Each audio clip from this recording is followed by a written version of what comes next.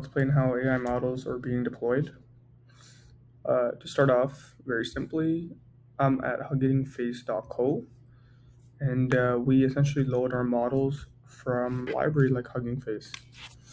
Here, if I click on the link, I can type in many imported models right now, such as MetaLlama. MetaLlama is a great one if you want to learn and play around. 3.1 represents the version, and 8b stands for the number of parameters for the model. So these ones have 8 billion. There's even smaller ones with 1 billion if you want to play around and you're worried about your resource capacity. Hugging Face provides many models you can load up into your code, as I'll share with you soon. On a side note though, to access these models, you will have to sign up for free, and Hugging Face will provide you a token after you sign up. So I've already been granted access to this model, as you can see, and now I can access the Hugging Face token and import it. Next, we can use these models either through hard coding our model into our Python code, or we can use a model server. For example, here you can see I am using Fast API, basically to use our model ID, and it uses the transformers library, which is ideally transformers is the architecture right now that most models are run on. This is good for testing and learning purposes, but in production workloads, ideally we want all our deployments to be quite scalable. We want it to be consistently reproducible to a model server, which basically, serving our ML model. The model server will take care of exposing our model API. And I'll share with you here, VLLM. VLLM is it's the most popular model server. It's an open source project, and it comes with a lot of optimizations that we don't have to worry about, like page detention, which allows for low latency. And it also, VLLM also has built-in like advanced scheduling and batching, which will optimize your GPU. So right now, this is the go-to model server. It's as simple as importing VLLM, and then we can load our model up using VLLM and just invoke it quite easily. In 4 lines, I have loaded our model and invoked it, printed out the result. So it's that easy.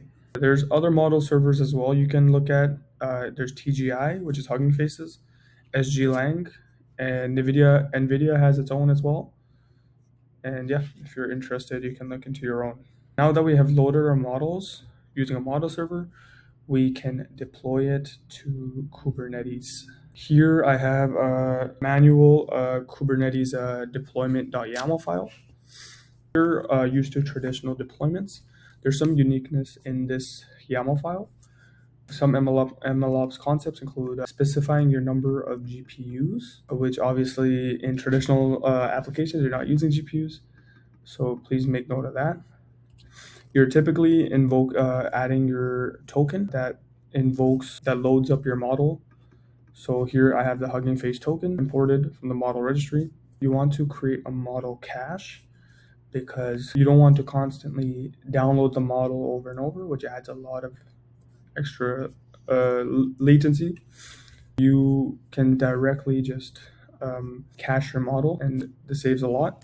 Another big aspect is it's necessary to use PBCs when you're deploying your model, and using taints and tolerations as well. So GPU workloads are only accessible for GPU nodes. CPU workloads are not accessing GPU nodes, so we add taints and tolerations. And here's my persistent volume claim.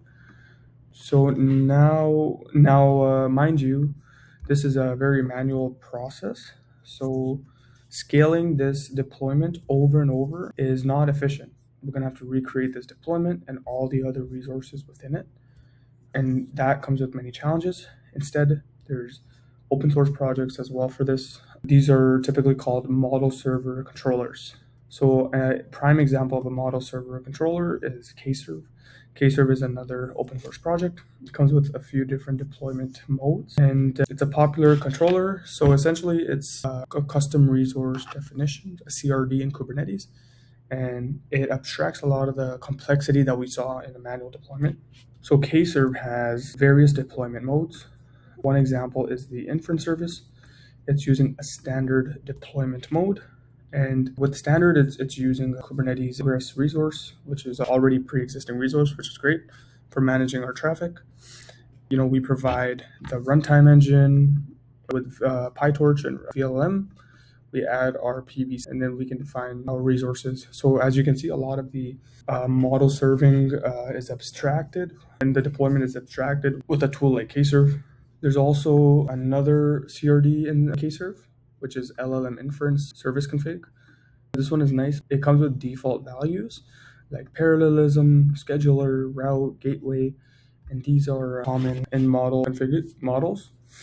And then we can add overrides, especially if you're used to something like Helm charts. This is similar to Helm charts, and then we can add our overrides here, where we can program what our gateway, route, scheduler will look like, even add replicas, and etc. So using these tools like VLM model server and a deployment tool like Kserve, we can deploy production ML workloads even during scale.